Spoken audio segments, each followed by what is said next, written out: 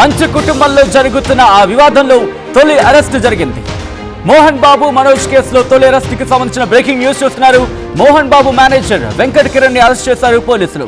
తనపై కిరణ్ దాడి చేశాడని పోలీసులకు ఫిర్యాదు చేశారు మనోజ్. దానికి సంబంధించిన బ్రేకింగ్ న్యూస్ చూస్తున్నారు. సీసీటీవీ ఫుటేజ్ దొంగలించాడంటూ కిరణ్ పై ఫిర్యాదు చేశారు ఆయన. ఘర్షణకు కారణమైన వ్యక్తులను గుర్తించే పనిలో ఉన్నారు పోలీసులు. మోహన్ బాబు చికిత్స పొందుతున్న ఆసుపత్రికి రాచకొండ పోలీసులు చేరుకున్నట్టుగా తెలుస్తోంది.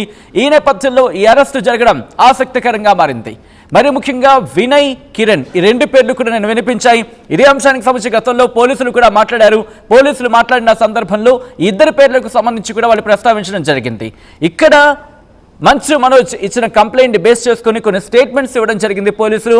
మరి ముఖ్యంగా సీసీటీవీ ఫుటేజ్ దొంగలించారు. సీసీటీవీ ఫుటేజ్ కు సంబంధించి అక్కడ ప్రస్తావించడం జరుగుతోంది. సీసీటీవీ ఫుటేజ్ అంశంలో ఇక్కడ మంచు మనోజ్ కూడా రియాక్ట్ అయిన సందర్భాన్ని చూసాం.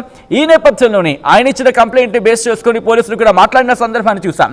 సో ఈ కేసులో ఇప్పుడు వెంకట్ కిరణ్ అదుపులోకి తీసుకున్నారు పోలీసులు. మోహన్ బాబు మంచు మనోజ్ కేసులో తొలి అరెస్టుకు సంబంధించిన బ్రేకింగ్ న్యూస్ చూస్తున్నారు.